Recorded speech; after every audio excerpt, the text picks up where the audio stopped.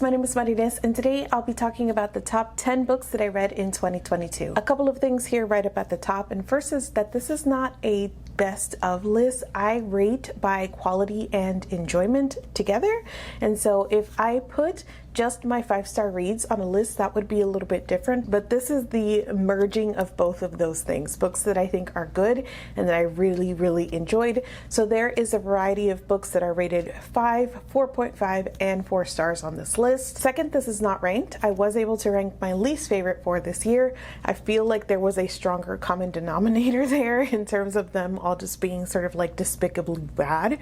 Comparing that felt more apples to apples. These are all good, but in different ways. I just had more struggle ranking these, so instead I'll be sharing them in the order in which I read them. Finally, I did say top 10, but there's 2 cheats where I put like series together, so I make up the rules. First is The Past is Red by Catherynne and Valente. This is an adult science fiction novel. It is post-apocalyptic and it follows a climate disaster. So the world is now inundated in water and the only surviving humans are floating on what is the Great Garbage Patch, now exponentially grown, and we follow our main character, Tetli Abednego. I would call this a slice of life science fiction. This isn't super plot driven. It is very character focused, but it is also a novella, so we're not getting like a ton of time or like a super defined arc. It is just a slice of life look at what it means for this character specifically to be living in these times. I think the thing about this that stuck with me the most is just the voice of the main character.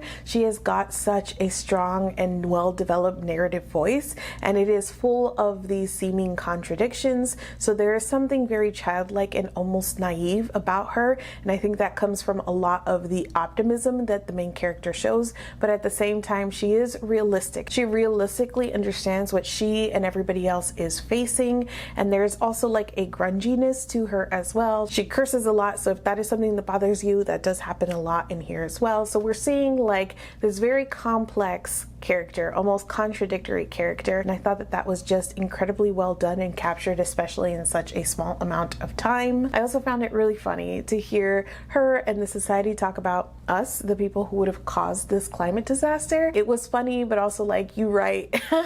What was interesting though is that these people were being super critical of us, obviously, because they're floating around in garbage, but also there are ways that they're making the same mistakes. So this speaks a lot to humanity. It also speaks about the kind of society that would be born in this situation. And of course, we have our one-of-a-kind Tetli at the heart of it. This is kind of cleaved in 2 parts because the first part was previously published in a magazine, I believe, and then she added the second part to bind up for this novella. It wasn't super seamless, but I would just spend any amount of time that I could with Tetli as a main character. I always loved Valente's writing. I find it really smart, really witty, and something you can just sink your teeth into. Next, Lakewood by Giddings. This is an adult science fiction on the cusp of horror. It is about a woman who, after her grandmother passes away, finds out that her family is very in debt, so she drops out of college and finds a job that seems to be too good to be true. She relocates to the town, and when she's there, she learns that she has to participate in some research studies as part of this job. This is what I would call a snapshot book, so you are really just following a specific amount of time when she gets to this job and when she eventually leaves it. So the ending of this is very open. If you do not enjoy open endings, this felt like it definitely left you hanging, but I think ultimately it contributed to this creepy atmosphere.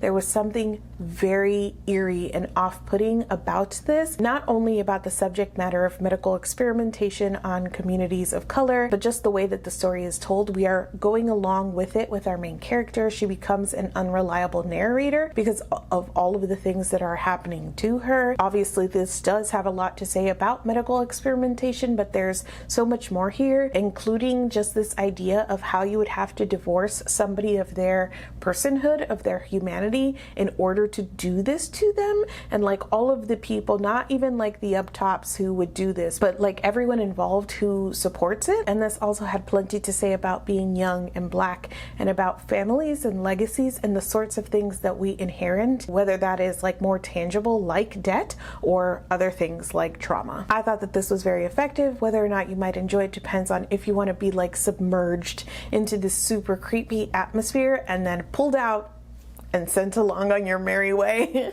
Next is The Beautiful Ones by Silvia Moreno-Garcia. In true Moreno-Garcia fashion, this is like a genre blend. It is fantasy. It has a dose of magical realism. Our main characters both have telekinesis, and it is set in some other world, not our world, but it reads like a historical, and specifically like a historical romance. This is a novel of manners. This is a story about a young woman who is brought to town for her coming out, and it goes very badly, but there is one man that she does connect with. He is telekinetic just like she is, except for she has a hard time controlling those powers, and little does she know that that man is connected to someone else in her family, and what happens between the three of them as they are navigating the ins and outs of society is this book. I love this so much. I loved it so much. It is just right up my alley in terms of that blend of genres and what it is doing. First, I love that this was just a splash of magic. It's my favorite kind of thing to see when there's just like a little bit of fantasy, is that splash of magic really ends up being metaphorical in the story. And here I really liked how the telekinesis marked our main characters as sort of outsiders of society, but also for our main character Nina, it becomes about like an expression of her emotions. She cannot control her telekinesis, and there are so many people trying to get her to do things or be a certain way. I also loved Nina as a main character. She was so easy to root for. She was so wholesome and pure. Everything she wanted to tell me, I wanted to listen to. Everything she wanted, I think she deserved. I loved Nina, and that was great because she is in this story that has a lot of complicated characters. You know, your girl's not like a morally gray girl, but Silvia Moreno-Garcia can write these super complicated gray characters like no one else, and gets me to invest in them. We do have the main love interest who is a dog at first, and by the end I'm just like, ah, okay, if that's what Nina wants, I'm fine with it. And then you have like kind of the villain of the story, but she's so understandable, and my heart even went out to her at certain moments. So it just really is this complex cast of characters in this novel of manners. If you don't enjoy people going and visiting each other and dancing and stuff like that, this will not be for you. But if that is up your alley, if you were a fan of historical romances or novels of manners, I cannot recommend this highly enough. Next is A Memory Called Empire and A Desolation Called Peace by Arkady Martine. This is one of my cheats. This is a duology, and I read them both in 2022. This is an adult science fiction story about Mahit, who is an ambassador to the Texkalani Empire, and so the previous ambassador dies under mysterious circumstances, and she doesn't get like the full knowledge and memory download for him because it's been a while since he's been back, and so she has to step into this situation not fully prepared, trying to figure out what happened to the other ambassador, and generally navigating these waters that are very dangerous. Both of these are ones that when I read them, I appreciated them, I liked them, but it wasn't until they like sat with me that I realized, oh, okay, I really like these. And that makes sense to me because they felt like ones that needed my attention. These felt like bigger brain books. So letting it have time and space in my brain has really just highlighted to me how wonderful and smart I think that these are, primarily for all of the thematic content and everything that it explores. The first book is much more like palace intrigue, and it talks a lot about like appreciating the art that comes out of empire and like the difficulty of that, of being able to see the beauty and appreciate the art but still being under the thumb of the empire. In the second book we expand the scope some, and it is much more like space opera, but it is a war that is being fought on this like battlefield of communication, so it is a lot about language. There's so much more here about humans and humanity and personhood and how that ties to colonization, and basically like the way that empire gets to decide who is worthy, who is a person, who is barbaric, who is them and who is not, essentially. And just again, I found that this was so smart, and the more that I sit with it, the more that I appreciate it. I want to reread these for sure, and I have a feeling they will be even better on reread, which is just the hallmark of like a book or a series that Mari will love, is that I can reread it and get something new out of it every single time. Next is Nettle and Bone by T. Kingfisher. This is an adult fantasy about the third princess in a small nation, and her oldest sister gets married off to a prince in order to create an alliance between the two nations, but that oldest sister dies under mysterious circumstances, so the middle sister gets married off to the prince to maintain the alliance, and things aren't going well there either. The little sister Mara decides that she needs to save her sister, but she knows it will be complicated because it will mean breaking the alliance between the two of them, so she sets off on a quest to find a witch who can help her. This has dark fairy tale vibes. It covers some dark subjects like domestic violence and abuse and some miscarriages as well, but at the same time there's something very cozy about this. What we get in the middle of this quest fantasy is a found family, and so assembling that found family makes it cozy. I think that this is great for people who are specifically fans of quest fantasies because the middle does sort of like slow down. You are just going from place to place and like picking up members of the fam. So if you need a little bit more get up and go from your plots, there is a chance that you won't enjoy it as much, but I love quest fantasies, so I'm like down. Where are we going next? Who's joining the gang? I want all of it. And especially here where all of the characters just were so fun. They were each unique in some way. I loved the different abilities that they had and that they brought to the team. This was my introduction to Kingfisher. I have since read one more, and I just want to read all of the things from them because I love the way that they craft characters and these like really sweet and dark stories at the same time. Next up is Pet by Awake Emezi. This is young adult fantasy. We are in a sort of utopian society where all of the monsters are gone and they no longer plague communities anymore with their sort of big crime, or that is what our main character has always been taught, until one day the monster that her mother has painted comes out of the canvas and tells Jam that he is here to hunt a monster that is within them. So Jam has to kind of go against everything that she has been taught to figure out who the monster amongst them is. I was super impressed by how in such a short period of time I was immediately hooked by these characters. I loved watching all of the dynamics between the main family, and even though this is ultimately talking about sort of like some bad, some evil that crept into the community, there is a larger sense of community that I really enjoyed. I also really appreciated what this sort of said as a utopian novel. Usually with utopians, you're finding something out along the lines of like, this perfect place isn't, and that is true here, but it isn't because like the setup is necessarily faulty. Like they did what they had to do to get the monsters out, but what they slacked on was like staying vigilant. And so that I think is a really interesting message in terms of like the fight is never over. Like this is like a constant work, which is exhausting, honestly, but also super interesting to capture, I think, in this story. This is the kind of book that I will pull out as an answer now when people ask, like, what's a future classic? I think that this very well could be. Next is Sea of Tranquility by Emily St. John Mandel. This is an adult science fiction, and it follows multiple timelines, 1912 in Canada, and then in the future on a moon colony. And in the future, we're following an author who's on a book tour on Earth when a pandemic starts to spread, so we watch her through the beginning days of that pandemic. And what ties all of the timelines is like the sci-fi element, the unexplained phenomenon that each of them sort of witness or come in contact with. I love the cross-section where Emily St. John Mandel lives. Her stories are like science fiction, but not like super science fiction. It's just like a little science fiction as a treat, and they're like literary fiction, but not like super literary fiction. It feels like very commercial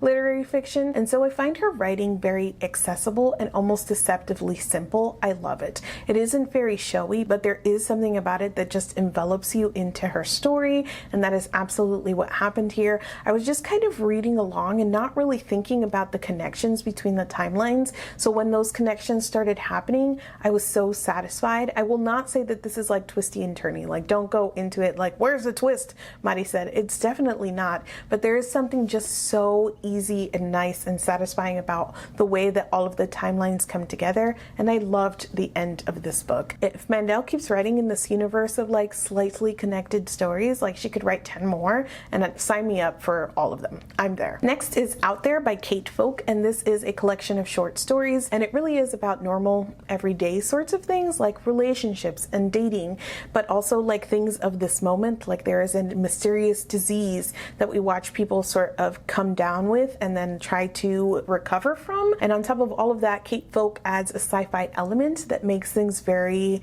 creepy and weird. I love weird books. This was so weird and I enjoyed the crap out of it. It also, from a craft standpoint, is exactly what I enjoy from a collection of short stories. It has a strong enough theme that all of the stories are brought along and connected, but it doesn't feel too samey. And I love short stories that build me up to a place and then just kind of drop me off so that you're left wondering and thinking and wanting more. It doesn't leave the story itself feeling incomplete, like you got the full sense of what it was, but it leaves you just right on the cusp of like, you know, I wish I had like 10, 20 more pages with that story. And that is how I felt throughout this collection. I loved all of the pieces, the weird pieces that Folk added into each of these situations, whether that was dating with like bots all over the app, or if that was like people attracted to internal organs and like the way that we would talk about it if we were interested in internal versus external organs. Like I thought that was so neat and weird and interesting, and all of the stories were like that, where I was like, ew, weird, cool. I love that this is bookended by stories that have to do with the blots, which were the bots that kind of infiltrate the dating app. It really brought everything together in a very seamless way. If you love weird books, let me recommend this one to you. Next is Tomorrow and Tomorrow and Tomorrow by Gabrielle Zevin. This is an adult contemporary. We follow two people from childhood to adulthood. They are friends who start making video games together, and so we watch the highs and lows of both the things that they create, but also their relationship. I had such a weird reading experience with this because there were things that I wish that this had done differently, like thematically. It also was just a really hard emotional experience. I felt like it was all downs. I just felt like it was devastating the whole time. So it was super difficult to process, like, how was I feeling about the story versus the craft, because all I felt was devastation, really. And so I had to like pick all of that apart. I still think that there are things here that I wish that this had done differently. I wish we had seen the relationship, the friendship actually thriving at any point. And so it made sort of the low points stand out versus, like I said, that like constant down decline.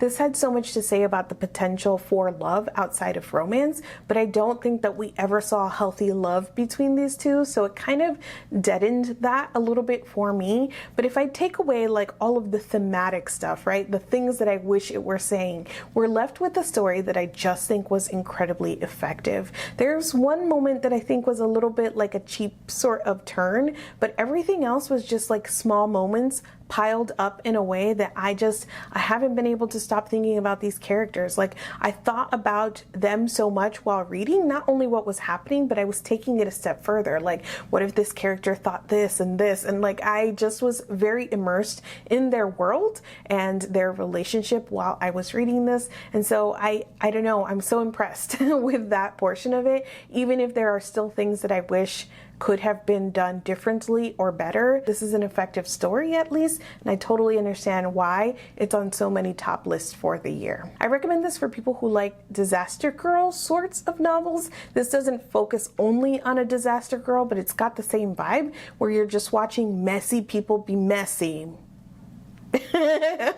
That's kind of it. And finally, we've got my final entry, which is another cheat, and it is a series, and this is the space for the Kate Daniels series in 2022. This is an adult urban fantasy series. When we meet Kate Daniels in book 1, she is a merc, so she is a sword for hire. She's also trying to lay low a little bit because of her power and who her father is. She has been trained and like brought up to constantly be on the run, with the idea that she would eventually have to face off against her father, who she knows is too powerful for her to face currently. Throughout the series, we watch her solve magical problems, kill magical beasties, but also start to form relationships and figure out how to live her life away from the way that she's been indoctrinated that she has to live it, and then ultimately getting closer and closer and closer to that showdown with her father. The first couple of books are not like super great. They're like solid 3 stars. They're a little bit tropey. Some of the language, some of the jokes are a little bit dated, so you can kind of feel that. But I loved Kate immediately when I started reading, just as a character. Someone had described her to me, or I had heard her described as a grown-up Buffy the Vampire Slayer, and that is that feels pretty right, especially with like the gunning and the punning.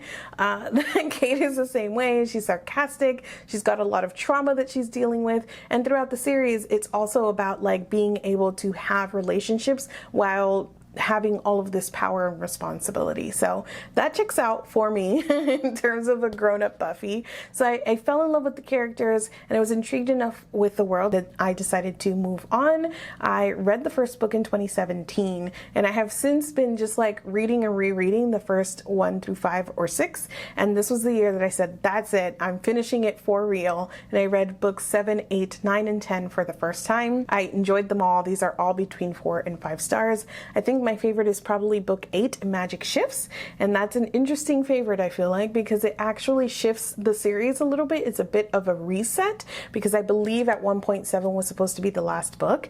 But the reason that I really loved it is that it kind of goes back to like early Kate days in terms of feeling more like a procedural, but with all of the characters that you've built up all of this love and feelings for, so it's the best of both worlds. But in general, I do like all of them. I did like the way that everything resolved in the end. I loved seeing Kate in her full power and glory, but also just having to grapple with what it means to have a heck ton of power. This will continue to be a series that I just really love, that I comfort reread. In fact, I'm currently rereading it.